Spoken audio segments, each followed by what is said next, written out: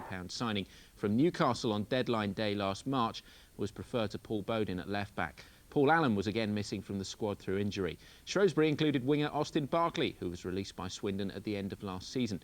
We join commentator Jed Pittman in the first half. Here's Allison. A good turn too, and a good save equally from Paul Edwards. Good start though for Wayne Allison, scored against Stockport last week. A good save from Edwards low down to his right. Robinson to Taylor.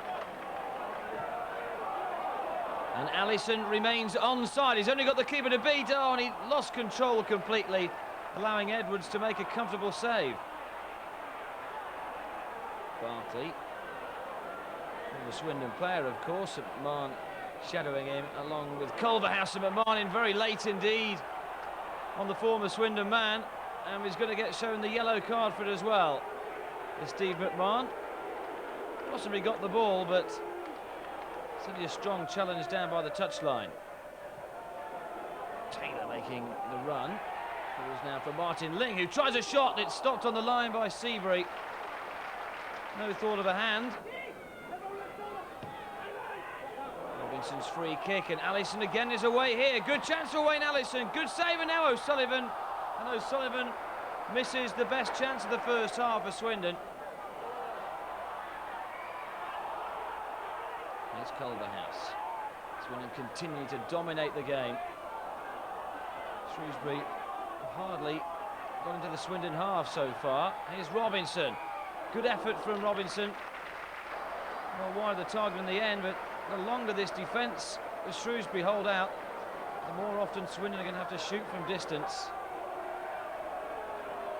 McMahon. Away to Rowbottom.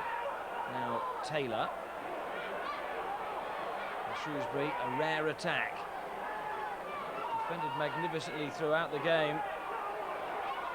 Clearly coming for a 0-0 draw, but they might get something more, because here's Barkley. Robinson defends well. A good ball from Barkley from the right.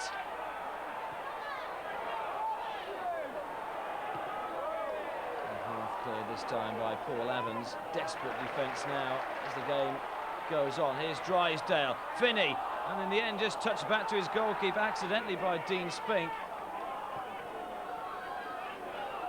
Robinson up against Rowbottom. Now might fall here, and does, for Dempsey. Dempsey, and there's Scott, and Scott has scored against underplayed, has to be said. Well, that would be an understatement, in fact, and look at the celebrations. The first shot on target that Shrewsbury have managed all afternoon. 75 minutes gone, and Richard Scott unbelievably puts them ahead. McMahon. Oh, a delightful ball for Horlock. And Seabury again defending well. Well, a superb pass from the player-manager. Found Horlock. His left-footed shot. Well, Seabury didn't know too much about it.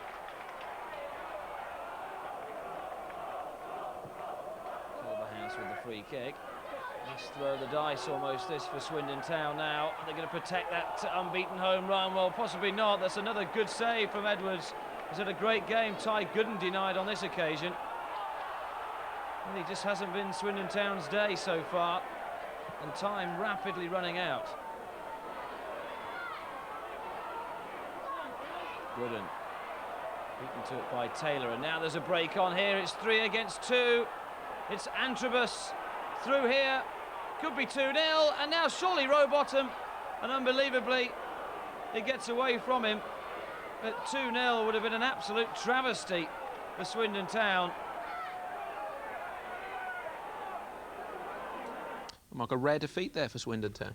Yeah, I think that supporters better get used to it, not in so much terms of defeat, Will, but in terms of where the teams are going to come now. They've identified that, I think, Swindon, along with Notts County, are possibly the two best sides in the league, and they know they're just going to go there and shut up shop, and it's exactly what Shrewsbury did. So it's really important for Swindon, if they get the chances, and early on in the game, they've really got to bury them, because then they'll make the opposition change the way they play. They had chances, but as you say, they didn't take them, did they? No, they didn't. For me, this was the best chance. This is when Alisson, and I think if anything, he never set himself right, did he? He seemed to have a long time to wait for the ball, but he never set himself right. You can see him waiting for it all the time, but you just felt when the ball was played up to him, just seeing the pictures, he was never going to get himself in a position to score.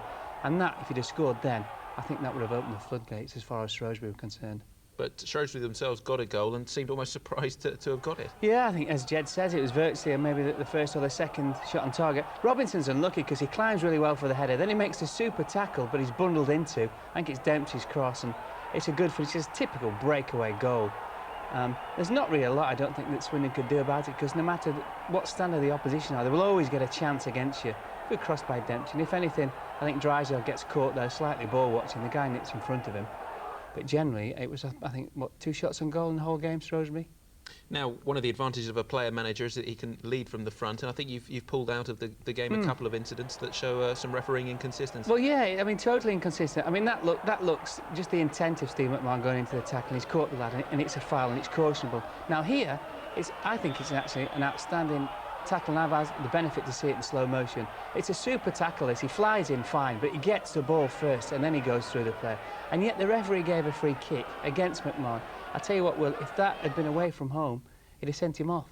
And I think that is the kind of inconsistencies that the players are having to cope with week in, week out. It's an interesting point. Well, Steve McMahon completes a year in management next week, and what a traumatic time it's been. Sent off in his first match, carried off in his first game back after suspension. He then sold the club's best player for what many thought a giveaway price. Relegation followed, and as he admitted to Phil Duffel, that led McMahon to rethink his whole attitude to football management.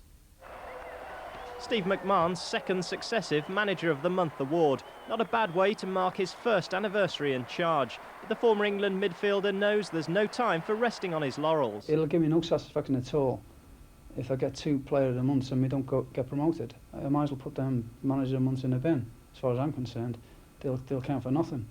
And it's not I'm getting Manager of the Month. It's the players that work tremendously hard for me, and they deserve the credit really as much as anybody. You know, it's okay for me getting the trophies and stuff. It's the players who deserve a lot of credit, because they've worked hard under difficult circumstances and a lot of pressure that they've had over the past 18 months. Those difficult circumstances included the sacking of John Gorman exactly 12 months ago. McMahon beat former Liverpool teammate Steve Nicol and ex-Arsenal favourite Graham Rix to land the Swindon job. The new player manager got off to the worst possible start. I think initially I went in like a bull in a china shop, and you try to do things as quick as you can, both on and off the pitch. And once you learn to settle down, because of the predicament we were in, you know, I thought, well, I've got to do it straight away. And I couldn't do that. Once I'm a player, I'm a player. And once I come off the pitch, I've got to do my manager's side of it. I thought I could do the 2. And maybe in hindsight, you know, I did dive in both feet. But again, it's there, and that's what it's for. It's a learning process, and if you can learn by your mistakes, then all well and good. I've learned by the experience of last season, and I can't influence it that greatly. I can if I play my own game, and if I enjoy the game and I play the way I know I can play, then I can influence the game to a certain extent. But if I try to get too involved and try to run everyone's game for them while I'm playing, then I'll lose my own game as well. So I've learned to cope with that, and I'll just get on with my own game now. And he's doing that to maximum effect, as Bristol Rovers discovered to their cost in September's derby clash at Twerton Park. Swindon Town are playing the best football in the second division, and Steve McMahon is at the heart of it all. You've got to sort of lead by example, so to speak, and if I show the wrong example, then players are going to do the same. So you like to show the right example, and hopefully they'll follow. And decisions you make, you're not making wrong decisions on purpose. You're making decisions because you believe it's the right thing for the club and for everybody connected with the place. I don't make decisions because it suits me. I make decisions because I think they're the right decisions for everybody concerned. Stepping out of the Premiership into management is beginning to seem like the right decision for McMahon and for Swindon. But it's not always looked so rosy. There was a time when the fans turned on him as his team slid towards relegation and he sold Janaga Fjortoft. Had he ever had any doubts?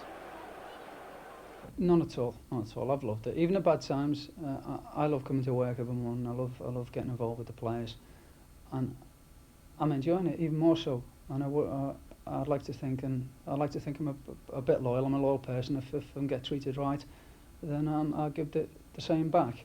I've just signed an extension to my contract, which shows how much I don't want to just do a job for 12 months and then use it as a stepping stone to go elsewhere. I'm not that type of person. You know, we need to sit down and sort things out. I come here to do a job, and hopefully I'll finish it off. Well, a very successful season in charge so far for Steve McMahon. What would you say his strengths as a manager? I think the fact that he can play well, and he's still arguably their best player. He's not frightened to make decisions, and as he rightly says, there's no one bigger than the football club. I think he learned very, very early on that if you get victories, you can buy yourself time. And as a manager, that's the first and foremost thing you have to do, because if you get bad results straight away, the pressure's on.